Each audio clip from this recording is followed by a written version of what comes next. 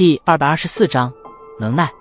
庞大的幽青能量巨蛇在初一接触到了席卷而来的森白火焰时，便是犹如那残雪遇炽热一般，开始了急速的消散。仅仅只是眨眼时间，那呼啸天际的凶猛巨蛇便是这般突兀地消失在了天空之上，只遗留下那略微有些凄厉的嘶鸣声在天空之上缓缓响彻，直至消散。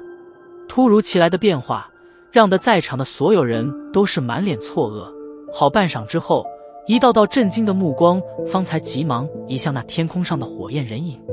蔚蓝天空之下，人影悬空而立，森白色的火焰在其身体上不断翻腾着，将之完全包裹。由于火焰极浓，所以外面的人也是难以看出其中人影的身形以及面貌，并且由于火焰的炽热温度，导致人影周身的空气略微有些扭曲与虚化。